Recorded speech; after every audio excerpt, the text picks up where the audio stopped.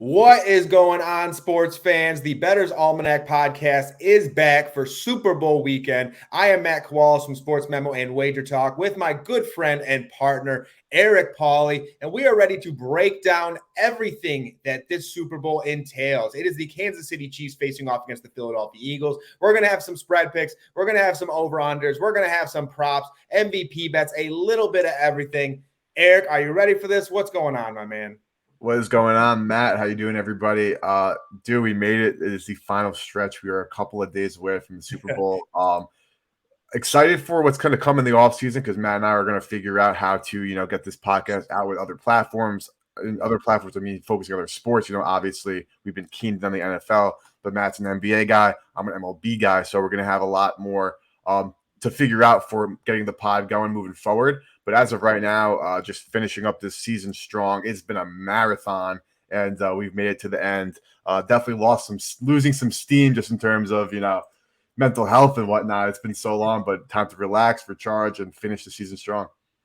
Yeah, man, no joke. We were talking before the show, and I think this is the first season that, typically I'm dreading it. I got some stress, some anxiety in my chest. I'm like, fuck, man, what am I going to do without football? And now I'm kind of like, hey, it might be okay without football for a little bit. Because, dude, we've been hammering the content all year long. And we greatly appreciate everyone who tunes in each and every week. And, this is what we do. This is what Eric and I love. And we want to bring you this content. We want to try and give you the best lines, the best picks, the best angles every single week. And we truly do appreciate everyone putting their trust in us. Sports Memo and Wager Talk putting their trust in us to get this podcast out each and every week. And then, of course, our proud sponsor in PointsBet Sportsbook, where right now with PointsBet Sportsbook, it's time to get your swagger back. New customers can sign up using the code Almanac to get 5 second chances bets of up to $500. That's 5 straight days of second chances where PointsBet will match your losing wager in free bets. So use promo code Almanac and enjoy live betting markets more than ever before. PointsBet, your move. And guys, this week, we are actually going to do $200 free bets. We are going to do a giveaway on Friday. I will post about it. Eric will post about it. Bettor's Almanac, Twitter will post about it as well, because we want to get as many people involved here as possible. And we're doing $200 bets on Friday because PointsBet wants you guys to have these free bets for the Super Bowl. So pretty dope. Greatly appreciate PointsBet going out and doing that. And what we are going to do for this one is on Friday, we are going to do $200 free bets. And what you are going to do is you're going to comment under the tweet and you are going to say who you think the top NBA point scorer will be. You will say how many points that individual will have. And then you are also going to do the top rebounder. Okay, so we're going to do 2 for 2 different bets. All right, so you're going to do the top point scorer. Whoever gets that one will get a $100 free bet, and whoever gets the top rebounder of the NBA slate on Friday will also get a $100 free bet. And one person can't win both. Got to be 2 different people. We want to share the love, get some bets for everyone. But yeah, pretty dope. We'll have those tweets out after the show, and excited to get it rolling.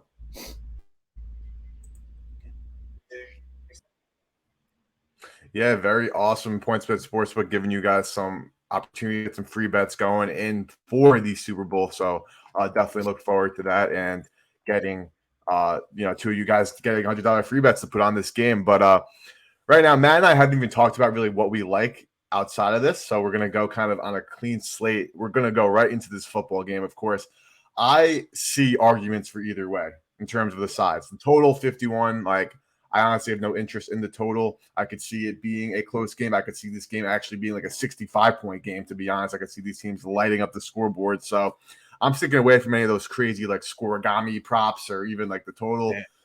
First thoughts on the side. So right when this line was released, I got in on the Kansas City Chiefs at plus 115 for a half a unit. Obviously, that number disappeared pretty quickly. It's been now sitting at around plus 105, plus 100. Hasn't really hit that plus 115 again. Actually, right now at a PointsBet, the Chiefs are actually minus 100. So, PK, even odds on the money line. So, Matt, talk to me. I think this is another simple situation where I just took the best player in football as an underdog. After breaking it down more, I see a lot of arguments for the Eagles also. From your perspective, though, first initial thoughts, what were you thinking? And then now, after having a week and a half to digest everything, what are you thinking now, too? Dude, we literally were on the same exact wavelength. Like when I first looked at the line, I saw plus money for Patty Mahomes, and I'm like, man, giving Patty Mahomes an extra week to rest that ankle, he'll be able to scramble, he'll be able to make the plays, he'll be able to do this, do that. But the more I thought about it, same thing with you. The Eagles are the better football team. I personally believe that. I think the Eagles 100%. are more spread out. I think they have better players all over the place. But who has the best player? Yeah, it's the Kansas City Chiefs with Patrick Mahomes. So you obviously have to weigh in both. But for me, the way that you beat the best players in football is you get pressure on them. You get a pass rush going. And like me and you have discussed all season, we've literally talked about this all season long. The Philadelphia Eagles potentially have the best offensive line in football, and they potentially have the best defensive line in all of football. And that is the key. It's that defensive line. It's, can you get to the quarterback? Can you create mistakes? Can you get key stops, key sacks, things like that? So for me, I started Kansas City Chiefs just like you.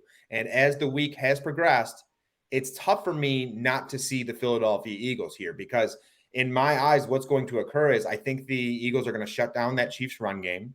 The Chiefs are going to become very one-dimensional. And although I think that offers additional opportunities in terms of props, in terms of hedging potential, because I think if the Kansas City Chiefs win, Patty Mahomes just absolutely balls. So like that's another way that you can do it. You know, you could hedge with maybe a Patty Mahomes passing yards, something along those lines. But for this, we're on the exact same wavelength. I started Kansas City, and then as time progressed, I slowly started teetering towards the Philadelphia Eagles, and now I believe the Philadelphia Eagles will be my play. Yeah, so I, like you said, you literally took the words out of my mouth. Pound for pound, Philadelphia Eagles better team. You have the great equalizer on the Chiefs in Patrick Mahomes. But something that I have been kind of, because I'm wavering, right? Like, again, I have a 0.5 unit bet at Sports Memo and for myself on the Chiefs. You know, it loses. I lost 0.5 units. You know, what are you going to do? It's still 58 unit season. I'll survive. Yeah. But just looking at the Eagles, like, because something that's been touted so heavily, besides their offensive and defensive line, like, check, amazing. Strength of schedule. The teams they played sucked. The teams the Chiefs played sucked also. Okay, whatever. You kind of, that argument is valid, but I don't think it's something to harp on here. Yeah. The one thing to me that really deserves a lot of, putting under the microscope is the quality of quarterbacks that the Eagles have faced. You can have the number one pass defense and rush defense in football, but if you're playing against teams that can't rush or throw the football, I think that's nowhere near as impressive as it looks on paper. The defensive line for the Eagles, the way they get pressure, is 10 times more important to me than thinking that, Darius Slay, while he's good, and James Bradbury, while again decent player, are really the two best lockdown corners in football. Like that's not really the case. They haven't played any quarterback that has even the slightest bit of talent as Patrick Mahomes. Yes, they played Aaron Rodgers. He sat in that game, and Jordan Love came in after an injury, so it's not like he even played a full game there. And then besides that, you had Dak Prescott, Trevor Lawrence week 4, like that was week 4 before he broke. Jared Goff week 1 before he became a good player this season. He had a good season. Like, they didn't play anybody. So now you're playing Patrick Mahomes. So this is what I think also is another way to play this game, which is piggyback of what you said, is if the Chiefs win this game, it's going to be because Patrick Mahomes balled out. The Jalen Hurts and the Eagles don't turn the football over. Obviously, now it's one game, anything can happen. One fumble, one pick six, and next thing you know, with defensive players in the running. But to win this game, if you think you like the Chiefs at this number now, because the plus 115 is gone, plus 120 is gone, I think you just kind of ride with Mahomes MVP for the Super Bowl plus 130. Yes. Honestly, that's where I'm kind of looking. What do you think about that? Yeah, I'm 100% with you. I'm glad you brought that up, because I thought that was a very interesting angle when I was breaking down the game before. Because when you take a look at this and you look at the MVP bets, you have Patrick Mahomes, and this is so across multiple sports books, you'll have different odds. You kind of want to shop around and get the best lines. Obviously, we recommend PointsBet Sportsbook, but Patrick Mahomes is plus 120 and Jalen Hurts is plus 125. And then the next closest MVP was Travis Kelce at plus 1,400. So the books see this the same way. It's going to be a quarterback driven game. They're going to be the ones making the plays, even if someone goes off like a Travis Kelce or someone like an AJ Brown or anything along those lines. It's still going to be Patty Mahomes and it's still going to be Jalen Hurts that get them there. Jalen Hurts is one of those quarterbacks who can get it done with his legs. On top of that, Mahomes has another week or has an additional week break for his ankle. I think we're going to see him scrambling a little bit more, using his legs more than before against the Cincinnati Bengals. But all in all, even as good as someone like Travis Kelce is, or someone like AJ Brown, or Devonta Smith, whoever it may be, I honestly can't, usually Super Bowls, I'm looking at different angles, different MVP guys who I could see making a run for it. This is one of those Super Bowls where it's very, very difficult for me to see a quarterback not getting it done. So that's kind of the look that I have as well. If you want a little bit of additional value, just take that MVP bet, because if you think it's the Chiefs, they're you're at plus 100 or whatever it may be right now, minus 105. If you take that MVP bet, you're getting a plus 120. So you're gaining some value there. And it's the same exact thing it's even more so with the Philadelphia Eagles, because on most sports books, the Eagles are going to be favored. So if you can get Jalen Hurts at around a plus 125, that's great value. Yeah. So I completely agree with you. I'm on the same page fully. I've seen a lot of people, talking about maybe some defensive players winning the award. And while it's valid, because if you look back at the Super Bowl, MVP history, it's not like the quarterbacks are always a shoe in as it is the regular season MVP. But considering even the Chiefs Super Bowl win in what is that, 2018 and 2019, Darrell Williams had probably the best game of any player on that field, and he didn't even win the MVP. It still defaulted to Mahomes. So Super Bowl again, when they came back 28-3, James White, he had a bunch of catches. He had over 150 total scrimmage yards, but obviously it was Brady because he kind of was the architect of that drive, even though James White had the game-winning touchdown and also had some other plays. So yeah, I could see, especially in the Super Bowl, taking kind of, I guess, a YOLO type bet and throwing a quarter of a unit on a plus 6,000 defensive player. Yeah, sure, do it. But the only reason that would hit would be if that player has a pick six and a forced fumble, or a fumble six and 5 pass breakups, a quarterback hit. You know what I mean? There are so many things that need to happen. On the Eagles side, they're so well rounded offensively around Hurts that's why he doesn't make that many mistakes, and because he's just been making good decisions all season long. So I don't see any chief defender, coming out and doing that. And on the other end, Patrick Mahomes, with his ankle being healthy, his ability to escape the pocket again now, while yes, I anticipate the Eagles defensive line dominating the Chiefs offensive line, I think Mahomes' mobility will be able to kind of save him. And again, unless Chauncey Gardner-Johnson gets 3 interceptions, which obviously probably is not going to happen. There's no defender that I'm backing to win the MVP. No, I'm 100% with you. I think it's honestly quarterback or nothing here. I think that's where you're going to find your additional value too, if you don't want to do a money line play or a spread play or anything along those lines. I'm 100% with you. I just cannot see this not being a quarterback MVP. I really can't. A lot of the time, like you've even said, it's very much just defaulted to the quarterback, because if the game is on the line, how don't you give it to the quarterback? If the game is on the line, a minute 45 left, they drive down the field and kick the game-winning field goal. Some of those players probably had nice grabs along the way, but the quarterback is the one that orchestrated it. The quarterback is the one who got the team together, got that drive down there, got it done. And at the end of the day, the quarterback is the leader, and I just can't see this not being a quarterback MVP. Yeah, because in years past, bro, because we said before the show, this is the end of my second year, fully handicapping the NFL. Okay, no bullshit, no donations to the sports books, no these stupid same game parlays, maybe once in a while, but obviously, actually putting my money exactly where my mouth is, being a handicapper was just this past year, but for the last 2 years is when I built my football resume. 3 years ago or 4 years ago, I think it was. No, it's for Chiefs Knives 100%. My buddy and I, because we're from New York before sports betting was legal here, legal in New Jersey, hopped on a train, went to Hoboken, New Jersey, because that's right across the water from Manhattan, sat in a bar all day the day before the Super Bowl, took 100 different prop bets just for shits and gigs, really? $1 bets, $2 bets, yeah, 100%. It was one of the just funny, great times with my boy, but I'm not doing that anymore, right? I don't feel the need to even if it's $20, that's just taking away from my bankroll that I built from this season that now is going into baseball season, right? So Yeah. I've been eyeing plus money bets for most of the playoffs. Realistically, if you've been following, obviously I had some teasers and some props that weren't, but it also had some money line dogs and some props that were. And I think for this, like obviously, if you can find value or you have inside information about something, like yeah, you should be able to like lay some juice on a bet. But besides Mahomes MVP and KC on the money line, both plus money bets, another plus money bet that I love is AJ Brown to score a touchdown.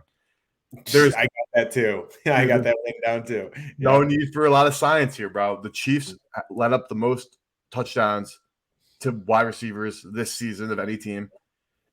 And not only have they been poor against wide receivers, they struggle against the big body type receivers. That's exactly what AJ Brown is. Like they've done decently against number ones in terms of like trying to get it to number twos to shut them down. But like guys like Devontae Adams absolutely killed them. Like T. Higgins has killed them this season, as you saw that touchdown they allowed last week. Also, I think AJ Brown, body type, obviously size and skill set, and the Eagles are going to throw the ball plus 135. Like this is a guy who fits that literal description of like a Chiefs killing wide receiver this season.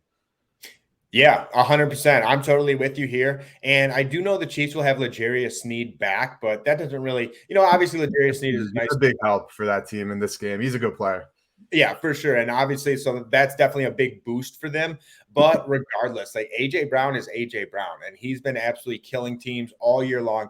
2-year point, the Kansas City Chiefs are 32nd throughout the NFL in passing touchdowns given up, 30th in pass attempts, 28th in passing completions. So teams definitely look to attack the Kansas City Chiefs through the air. And even branching off that a little more, I highlighted AJ Brown across the board because he's been very quiet throughout the playoffs so far. I don't even think he's hit 40 yards in the playoffs thus far. So I think this is that spot where he comes along. And against the San Francisco 49ers, if you can recall, AJ Brown absolutely burned. I don't know if it was Chardavius Ward. Is that how you say it? I think so, yeah. Yeah. I don't know if it was him or Jimmy, but he burned one of them, like 5 yards of separation, and Jaylen Brown just threw it over his head.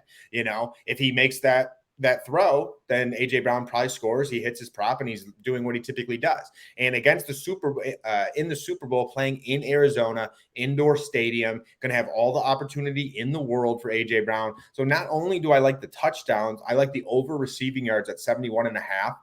Again, I think AJ Brown has been rather quiet as of late. This is something that he hit in 9 of 19 games this season. And, one of those games being against the New York Giants where they sat the second half and stuff like that as well. I'm adding in the playoffs on top of that. And again, he's missed this number 2 times in a row in the playoffs, now facing the Kansas City Chiefs in the Super Bowl, one of the worst secondaries in all of football. So like you said, I think it's a very unique spot. I think he's in a great spot, great opportunity. And one more thing that I wanted to add on to where I found some interesting value is the most receiving yards in the game. And right now, for this one, Travis Kelce is leading it at plus 140, but it's kind of interesting because Kelce his over-under is 77.5 yards. AJ Brown is 71.5 yards, and he's at plus 280. So it's a 6-yard difference, and it's 140 plus 140 in differentiation. So honestly, for me, I see some value there as well. I do think AJ Brown could eclipse Travis Kelce. But on the other hand, I do believe that the Eagles will have more opportunity to run the football in this game.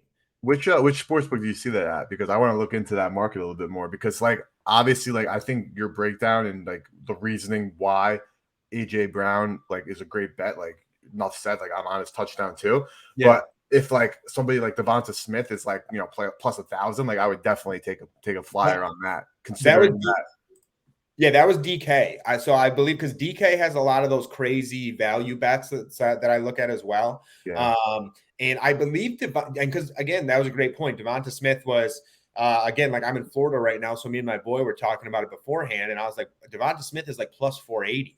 And that's a guy who, he could have 170-yard catch in the Super Bowl because, me and you both know that AJ Brown has missed 2 games in a row. So we're expecting him to go off. And I would assume that the Kansas City Chiefs are thinking the same exact thing. So who does that leave single coverage with a lot of the time? It's going to be Devonta Smith. So again, he plenty of times this season he's had the most receiving yards in the game. So I don't see any reason why he couldn't do it once again. So I do think that's a great value play as well. Yeah, that's why I was thinking that immediately, because like the Chiefs, like obviously like for the Eagles, they have so many weapons. You can't just put all your eggs in guarding AJ Brown's basket, because Devonta Smith is amazing, and obviously Yep. Miles Sanders great on the ground. Kenneth Gainwell's been just playing with like this poise, like he's just been like on fire, like someone lit a fire under his ass. He's been playing hard. Yeah, But, and yeah, sorry, buddy, go ahead. no, because I have something funny that I saw. So I was looking at DK the other day, and I'm looking for the same prop because one of those cross sport props. And obviously, as a basketball guy, I wanted to get your opinion on it, but I can't find exactly where it was. Oh, here it is. Okay, tell me about what you think about this. Travis Kelce receptions versus John Morant assists. Travis Kelce receptions plus 185. How many assists has John been getting this year, bro? Is he's going to get a 6 or 7, or is he going? Yeah, I mean, it definitely depends on the matchup too. So, like, John Morant is one of those guys. The Celtics. Ooh, that might be an under for me. I might go Kelce there, honestly. Yeah, I think you got to see where that line opens up at. But plus 185 for Kelce receptions, bro. He could definitely have 8 receptions. That's tough to beat. Oh, he could for sure. I could see Kelce having 10 receptions in this game. Like, I think Kelce is going to get a ton of work in this matchup.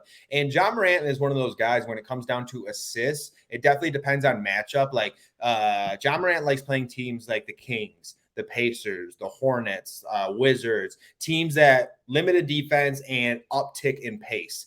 The Celtics aren't the fastest team in the world, but I will say one thing, and depending on where this game is, if the game is in Boston, Boston favors the over when they are at home. They hit the over around 66% of the time while they're at home. I can't comment on Memphis because I don't know that one, but for me, a Celtics team that Marcus Smart is out right now, but they still have good guard defenders. Jaylen Brown is a very good guarding defender. Derek White is solid. He's not amazing. But then again, if you get switched on to Tatum too, Tatum's a solid defender on top of that. So the assists will be tough to come by. The Celtics are one of the more defensively sound teams throughout the NBA. They close out very well at the three-point line, stuff like that. And that's where you get a lot of your assists, dishing out to the three-point line, dishing out to that mid-range, stuff like that. And the Celtics don't typically fall for that. I do think that's a pretty cool, interesting bet. And honestly, for me, I think that value is worth it with Travis Kelce. So I'd be looking at that as well.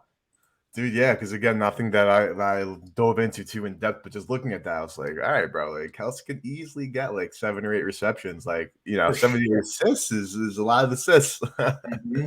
No, 100%. And that's one thing about DraftKings is they do have those like really cool out there, some of those bets. PointsBet has them as well, but I do think DK kind of has like the most extravagant. Like one that I saw that was really interesting is the player that will reach the top speed in the game. Wow. And yeah, it's really, really cool bet. Like Isaiah, and it starts at plus 450, I believe. And Isaiah Pacheco was bro. number 1. Yeah, because he can absolutely love that. That guy could burn. Yeah. So he was number 1, but there were a couple really interesting ones. Like Kenneth Gainwell is like plus 1,400. Like Kenneth Gainwell, he can scoot as well. He's just got to get in space. He just needs that crease where he can put his foot in the ground and absolutely take off. So there are some interesting opportunities. Kadarius Toney is another one I was thinking of. He's like plus 1,600, and I think. This is an interesting angle, and I haven't heard anything. This is just my personal hunch. I think that Toney might return the punts. And if Toney returns the punts, then, you have a lot more space to work with and you have a chance to get to your top speed. So it's just a personal take, and if in fact that could happen, you could get some serious some serious value out of that. But that's all I was saying there. Dude, like you really can, because think about like Eagles Niners, like they put Debo back there toward the end of the game because they needed a spark. Like this is the Super Bowl, bro. Like there's no strings attached. You think Kadarius Toney has a better chance of getting you, a 20+ yard return than whoever else has been returning kicks all year. Like you're gonna put Kadarius Toney back there. Yeah, Sky Moore has been returning kicks, and besides for that kick return that set up the field goal after the penalty for the Chiefs to win that football game, he had like 4 muffs that season. He's been dog shit. So like Kadarius Toney could definitely come in, but another plus money bet I was looking at, which thank you for reminding me, was Kadarius Toney. And Okay. this is a situation where I'm not pulling the trigger on this definitely right this second. If I do, it'd be a very low unit bet, but I kind of like his under receptions at 2.5. Okay. Yeah, like he has been, in and out of the lineup since he's been in the Chiefs and since he's been in the NFL, realistically, with various injuries and whatnot. Obviously, Hardman came back, but now he's back in the IR. But like he's been gone for so long that and he also obviously Cole Hardman's one of the bigger non-factors of all the guys. Like, yeah, he can burn, but like besides that one play where he'll burn somebody, he doesn't do shit, honestly. Yeah. But Yeah. regardless, 2.5 under, like it's just juiced to the over so heavily for him to have. For Toney to have over 2.5 receiving yards, saying -132, -150, Mhm. -156. Like, I like the under. He's only got more than 2 catches in 3 of those games. Like, they'll run the ball to him. They'll do like those Yes. bubble screens and whatnot. But like, I don't know if like Kadarius Toney now. Yes, he's been like this little bit of a weapon here and there on the goal line, but like, I don't know that now he's the number 2 weapon on this team. Like, there's so many people that catch the ball. Obviously, Kelsey. You have Fallon Scaling, who's been playing well. You have just so many pass catchers that plus money at 2.5. Like, again, not running to the booth there, but like I think that's worth the sprinkle. No, I totally feel you there because even branching off your point a little bit, they like running like swing passes to Toney and stuff like that as well, where he's in the backfield or they run that swing motion coming back around. And that's a lateral. So that's a run. That's not like it's a screen pass or anything like that. To your point, they do run some swing passes to them. And they do like the pitch in front, which is the annoying shit that counts as a pass. Yes, they do that as well. But for me, I really do see this as a heavy Kelsey game. I think this is going to be a heavy Kelsey game. That's why I really like that you brought up that cross sport bet, because I can see him getting 8 to 10 receptions here for sure, because he's going to sit down in that zone. And here's the other thing too. The Chiefs are going to have to be quick here. They're going to have the quick passing attack absolutely rolling, because this Eagles front, defensive line is so good. Like literally, they have 3 guys with 10 plus sacks. They have a defensive tackle who has 10 plus sacks. Like, they can get you from all over the place. So really, where the Chiefs need to take advantage is going to be in the middle. It's going to be in the middle. They need to take advantage of those linebackers. And who better takes advantage of linebackers than Travis Kelsey? So I really do see a big game for Travis Kelsey here. And to kind of like branch off on this point a little bit, me and you talked about this a little bit before. If you're on the Philadelphia Eagles and you're a little iffy about it and you maybe want to hedge a little bit, I think a different type of hedge might be with the Patrick Mahomes passing yards. Because if, in fact, the Chiefs win this game or even keep this game incredibly close and it's, comes down to a last second field goal, whatever it may be, I think Patty Mahomes absolutely balls. I think he goes over the 294.5 passing yards. And it's because this Chiefs team, there's 2 things here. The Chiefs don't run the football all that much. On top of that, the Eagles are one of the top run-stopping defenses throughout the entire NFL. And then head coach Andy Reid, even back in the Philadelphia Eagles days with Brian Westbrook and stuff like that, Andy Reid would just completely abandon the run sometimes. Just completely Still does it now. He still does it now. Yeah, he still does it now. He almost screwed himself against the Bengals. They had the ball with 2:30 left. They run 3 straight passes, and they're kicking the ball back to Cincinnati before the 2 in the morning. He still does that. And Pacheco, his rushing prop line is 10.5. 10.5. McKinnon is 6.5. So they're potentially expecting a total of 15 carries in this game. Yeah. So that's, they're in the Super Bowl, so I can't really say much, but no, but that's literally been the biggest, I want to say, knock on Andy Reid. Like, if you listen to other podcasts, with people who have worked in the NFL around him, the GM Shuffle comes to mind. The biggest knock on Andy is that he just gets bored.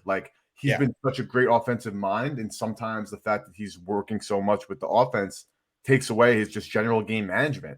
He's just not sometimes the best game manager, which is a problem, honestly. But he won the ring, so it was kind of validated now. If he wins another one against his old team, he's cemented one of the better coaches in history, Hall of Fame coach. But if you do look at the microscope a little bit, a lot of the reasons why his Eagles teams didn't really win anything and he has the one Super Bowl now is because his clock management and his game script is just, again, who am I to fucking judge? But just looking at it, anybody could have told you don't throw the ball 3 times with the 2-minute warning coming and giving them the ball back that with a chance to lose. So I think that's a great point too, is I don't expect Reed to just finally get it together now and start, running the ball, establishing the run. Like, nah, like Mahomes will be slinging it.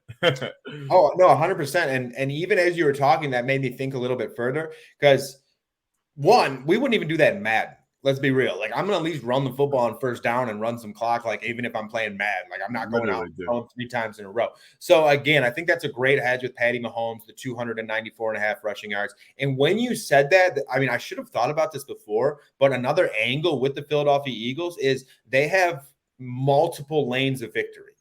They can pass the football, they can run the football with Sanders, Gainwell, Scott. They can do it with Jalen Hurts on top of that as well. So, like, here's the thing.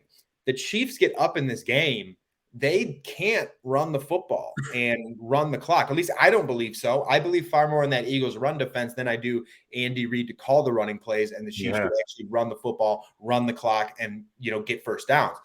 Eagles, on the other hand, and Sirianni has no problem doing that. He has no problem going to his guys with Sanders, Scott, or running that QB power. Which, as the game wears on, actually, and they're trying to run that clock, that's when you see a lot of those Jalen Hurts QB powers, just right off the tackle or the tight end or wherever it may be. But because of that, again, that makes me like the Eagles even that much more, I believe, because I think they have multiple lanes of victory. And that's exactly what I do with like the UFC as well. I just try and take that fighter that has the multiple paths to victory. And in this game, I think the Eagles actually do have multiple paths.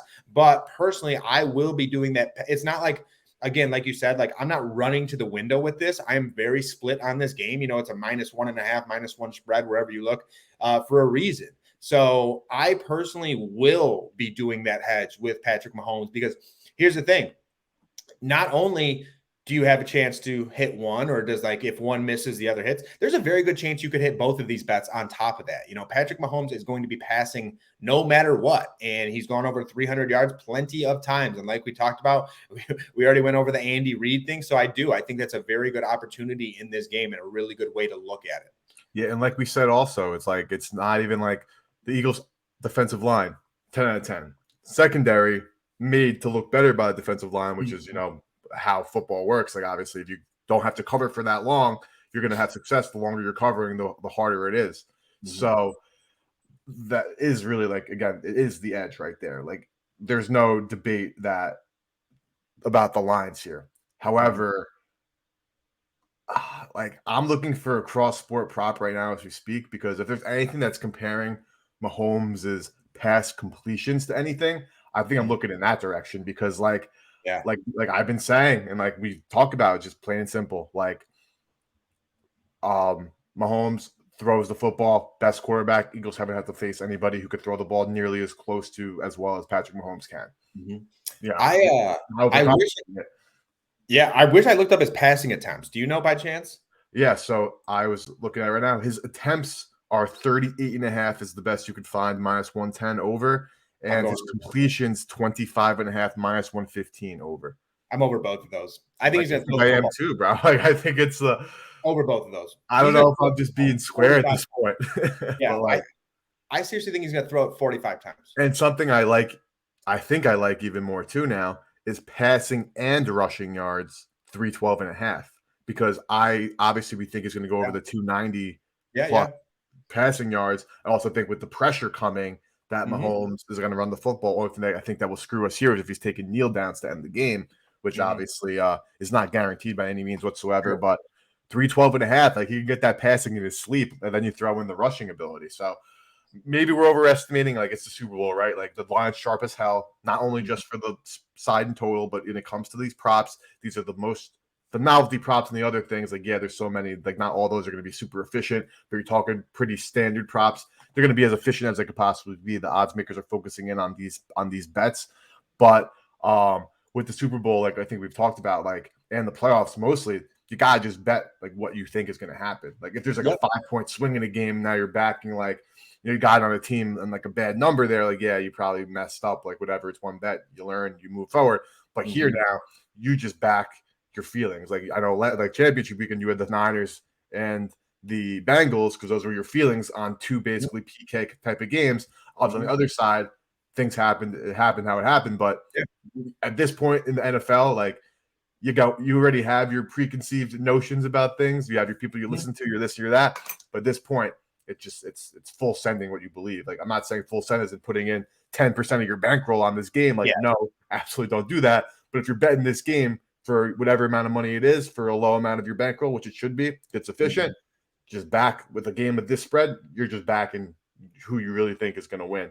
And just doesn't need to be more complicated than that. Like, it sounds simple, like it is, but like it's not, because you bet prices at sometimes. You bet teams that you don't know are going to win, but you're getting points. You just think that the points are the value, and so on and so forth. This type of shit, Super Bowl, if you have a feeling about something and you want to bet, you're taking that bet. Don't bet over your head. Definitely bet, honestly, probably lower than you would because of how efficient it is. But you like it, your Browns over, take the over. Don't really think twice. You know what I mean? No, for sure. And, even I think it was like 3 or 4 weeks ago, we were talking about this. Like, it was beginning of the playoffs, and me and you were discussing, because like even when the playoffs are going on, they're always going to have the Super Bowl odds, NFC, AFC. And I remember seeing the NFC at like plus 115, plus 120. And I like personally, I was like, I think that's crazy. I was like, I don't care if it's the 49ers. I don't care if it's the Eagles. I was like, whoever gets there, I think wins that game. And obviously, like we talked about, I thought it would be the 49ers, my dogs, but didn't happen that way, sadly. But I still think the NFC does this. And the reason that I think the NFC does this is, again, we talked about this, like we have drilled this into the listeners' minds. And it is the top offensive line, the top defensive line is going to get you the furthest in the playoffs. And I personally think that is the Philadelphia Eagles here. So, I mean, you guys know how I look at things, and that's why I'm going to keep rolling with the Philadelphia Eagles. And one thing that I wanted to mention is I just looked this up, and this kind of an interesting way to look at it. And because we were talking about the passing props, it was over 37.5 passing attempts, I believe it was.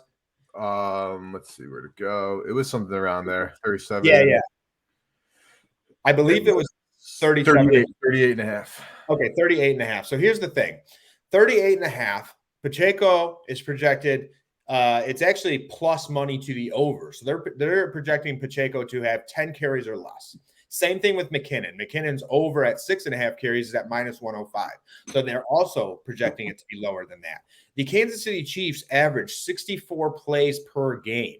So they're projecting those two running backs have a total of 15 carries. If the Kansas City Chiefs are averaging 64 plays per game on the offensive end, that means 49 of those plays are projected to be passing plays right now for the Kansas City Chiefs. I mean, don't get me wrong. The Chiefs like to run those jet sweeps. They like to run those swing passes from behind the line as well, which are also counting as run plays. But when you go off that statistic and the average plays per game and you mesh that up with what is projected in terms of rushing attempts and projected passing attempts, I think that over passing attempts for Patty Mahomes looks really, really good. I agree. And then just something I just thought about while you were talking. So if you look at kind of the numbers, like obviously, like you watch on TV, you see Pacheco's burst. Like, he looks like a hell of a player, like coming out of Rutgers. Jet McKinnon, he is kind of having his second revival, 30 years old. So obviously the Chiefs, when they need a burst now in the run game, are looking to Pacheco. But considering that we can anticipate a lot of pressure on Mahomes, would you anticipate more snaps for McKinnon just for pass protection and for what he could do outside of in the passing game? Because Pacheco obviously has to develop, he's a young player, but I'm just looking kind of at the snap counts for the last couple of games, and I'm just kind of, my one concern about Pacheco being on the field would be that that McKinnon is going to have to play more snaps simply to protect Mahomes in the pocket. But also looking a little bit at the stats, I mean, last week he only played 39% of offensive snaps, McKinnon, and that was against the Bengals team that was kind of getting Mahomes under fire. So I don't know. It's going to be tough because, like we said, Andy Reid's a little bit stuck in his ways. He does things the way he does it. Obviously, you're going to need pass protection when the Eagles are coming at you, but dude, we're in for a hell of a Super Bowl, man. I think that's the most important thing. No, I completely agree. And one thing, too, is when you have a pass rush like that, in turn, what that generally means from the offensive side of the football is more of a screen game, more of a quick game. And I do like Jerick McKinnon to score in this game. He's plus 180. I think that's pretty good odds. And again, shop those odds around where you can always get the best ticket. You might be able to find him around plus 200 somewhere. And again, we've discussed Andy Reid. And if he's in there, like you said, if McKinnon is in there blocking to protect Mahomes, McKinnon is also that red zone screen guy. He's also that red zone swing pass guy, stuff like that. So I could very much see a McKinnon screen in that red zone and having him ending up scoring because of it. Yeah, no, I 100% agree. I think that's a great point too, because and you read fantastic with the screen passers. McKinnon, that's where he's kind of made his bones since coming to KC. I mean, his ability in the receiving game, I'm just looking back, nothing against the Jaguars. It's kind of slow, but when he was heating up toward the end of the season, like this guy against the Broncos, 7 for 112, and that's a Broncos team with actually the best pass defense in football, probably, even with the injuries they sustained. 8 for 70 against Houston. I guess that's Houston, whatever. But like the guy, those are targets actually. So, that was, we're looking at a guy who gets upwards of 3.5 targets out of the backfield, bro. Like, and this is a matchup where it actually suits him too. So we'll see. The Chiefs, like, obviously there's been so much talk about their lack of weapons, which is valid because obviously they lose Tyreek Hill. Hardman's been banged up. These guys are Juju. Like, these guys are all, like, I guess, mid-level guys, but then you have Mahomes that elevates them. Yeah. But this is just speed and weapons still all over the place, bro. Like, this is, I think we got blessed in the sense where the two best teams are in the Super Bowl. I know you could make it harder for the Bengals and the Niners. Don't get me wrong. Like, this is a debatable statement, but in my opinion, we have the two best teams in the Super Bowl. No, I'm with you. I think these, the games speak for themselves. What happened with the Niners and Brock Purdy, it is what it is. I do feel like we were cheated out of a great, great game, but that's how football goes sometimes. Sometimes it's the team that gets the more breaks is the team that ends up making it. And this Philadelphia Eagles team is an amazing team, top to bottom. One of the more complete teams I've seen in a minute, in terms of they don't have any weaknesses. They truly do not have any weaknesses. There's no weakness throughout the field. So that's why I do go with the Philadelphia Eagles here. Once again, when you look at the Chiefs throughout the season, and I'm sure we've even talked about it on the podcast, like we've always discussed seeing holes with this Kansas City Chiefs team. Patrick Mahomes makes up for a lot of those holes. Can he do it against a team like the Eagles? I personally do not think so. But if he did, my goodness, that would be quite a statement. And I just don't see any way. Again, we've talked about hedging. We've talked about being on both sides. I don't see any way if the Chiefs win the Super Bowl, Patty Mahomes does not win the MVP, does not go over 294, does not go over 38 and a half passing attempts. Like, I think if, in fact, the Chiefs win this game, I think you could bank on a lot of Patty Mahomes props to go with it. Yeah, no, certainly. I'm totally with you, bro. I'm definitely on that similar wavelength as you are, man. Like, it's great news, bro. It's great news. I'm very excited for this game. Patrick Mahomes, he comes out and balls, wins an MVP and another ring. Just like the legacy is already basically cemented. I don't care what anybody says. Like, I'm not saying he's the GOAT, but like, it's gonna be. And Jalen Hurts, man. Like, I've been doing a lot of reading because I started in this industry as a journalist, so I do appreciate columnists and people who follow teams and players. So writing about stories, so I read a story on Jalen Hurts, basically going back to when he was benched in the national championship game and how he transferred to Oklahoma and just how the whole time he never said an ill word about anybody. All he did was support not only his past teammates, but his future, and everything is about the team. There's also Nick Sirianni. I read a lot about him too. And I'm just very impressed with what he did. He had that first press conference where he looked like an idiot. And then what did he do? He owned up to it in front of his team. He put together these basically 5 core values that he believed they needed to succeed. The owner bought into it. The team bought into it. Now they're in the Super Bowl. So I know there's been some comments from some NFL players talking if Sirianni got lucky, the Giant safety, shut your ass up, Giant safety Julian Love. You're lucky you got into the playoffs, not that he just got into the Super Bowl. But long-winded way of saying that I am either way that happens. Obviously as a Commanders fan, I hate the Birds, but I'm a realist. You give the credit where the credit is due. The Birds are a hell of a team. I like Sirianni and Hurts, Mahomes. What's there not to like? One of the humble superstars ever, and it doesn't even get talked about how humble he is too. So I love it, man. I love it. No, man, I'm 100% with you. And one thing I'll say too, it's nice that at least it's the last week we've done the podcast and we are absolutely seeing eye to eye on this one. So it's nice to be on the same wavelength this time. I was definitely on the wrong end of it in the conference championship round, but it'd be like that sometimes. You know what I mean? But I think with the Super Bowl here, I think we both have some very good angles. I think we dropped a lot of knowledge on this podcast too. That was a lot of fun just hearing, the way that you were talking about the game, my head would get going. I'd be like, oh, so this is also viable as well. You know what I'm saying? So that's one thing too. It's like, I think a lot of our listeners can see how me and you even discuss with each other and how we even branch ideas off of, what each other is thinking on top of that. So yeah, man, I'm really excited for this. It's going to be a great game. And when there's 800 props out there per Yeah. book to take a look at, yeah, there's always going to be a lot to talk about, a lot to find interesting. But Yeah. like we always say, is never force anything, right? Like, do not be going out there unless you know for a fact your best friend works at the Super Bowl and saw the color of the Gatorade. Don't be putting down any serious coin on that shit unless you have the inside info.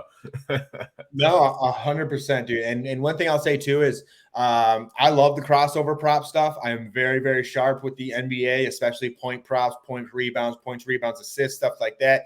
If you ever want to tweet at me, tweet at the Bettor's Almanac, anything like that, asking about props leading up to the Super Bowl, feel free. And also we have the NFL awards tonight. There's a lot of awards. I don't know if anyone has any futures going. I'm a big futures guy. Like, I'm one of those guys who, if I hit something or if I hit big, I like to reinvest my money into the future market.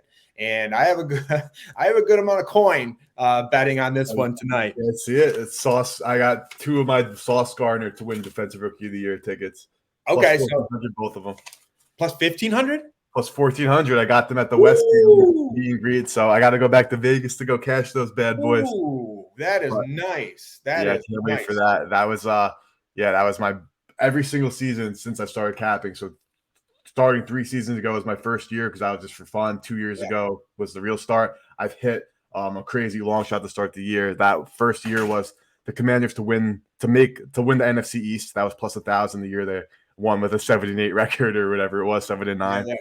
Then the year after with Jonathan Taylor to lead the NFL in rushing yards. That was last year. Of course, he did that. And my one big bet prior to the season this year was Sauce Gardner, DROY. So that's a nice 3-year streak. Nice. And looking forward to cashing that ticket.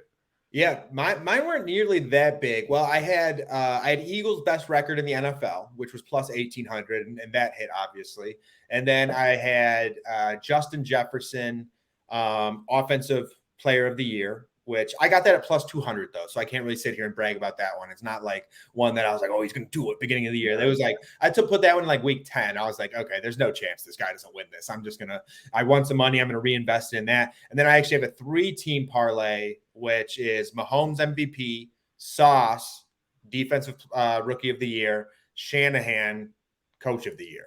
So, and not going to lie, that's why I've been going to bat for Kyle Shanahan, coach of the year. And I've been talking down on Nick Sirianni because like I was a little nervous about Sirianni, but hey, he didn't even make the finalists. So I'm like, I'm optimistic. I'm actually worried about Daboll more than anything. So yeah, Daboll, like we've debated, I think it's Daboll, honestly. So I think it's between those two. He's my number one worry. I will say that. Understandably so. But I want to thank all the listeners again. I know for one game, we just went to deep dive in and talk about it. Matt and I are going to reconvene after the Super Bowl and figure out kind of the way we're going to go about the pod until next football season, because obviously the new league year for the NFL already starts in a little bit over a month. So just like that, we're already going to be back to having some storylines, coaching changes. So Matt and I are going to figure out a way to integrate MLB, NBA, and NFL offseason into the show. I want to thank all listeners again. We're giving out 2 $100 free bets tomorrow for the big game, so you can have these free bets ready to go for the Super Bowl. Matt, any closing thoughts? No, man, just greatly appreciate everyone who's tuned in with us all season long. Our numbers have been very consistent. So we know those who have been tuning in from the beginning are continuing to tune in. And like, I know Eric feels the same exact way, and we cannot thank you guys enough. This is a huge passion for Eric and I. We love coming on here, talking football every single day. And, that's why we take a Super Bowl game and we have a 50-minute podcast, because we're just so passionate about it. And, you start talking about it and you just get rolling and rolling and rolling. And definitely hope throughout the year you guys have won some money off us, have enjoyed listening to us, and we're going to continue keeping this rolling, because I have a huge passion for the NBA, Eric the MLB. We're going to start clipping some clips on top of that, getting them on Twitter a little bit more so you guys can see some of our favorite picks. But yeah, guys, can't thank you guys enough, and good luck in the Super Bowl and any of those future bets. Good luck, everybody. Again, you can follow us on Twitter at Bettor's Almanac. You can find myself at Slime Action and Matt at Moneyline Matt8. Thank you guys again. We'll see you guys probably next week, if not in 2 weeks, where we figure out the best way to go. But best of luck, and enjoy your Sunday, and enjoy the end of the NFL season. Peace, y'all.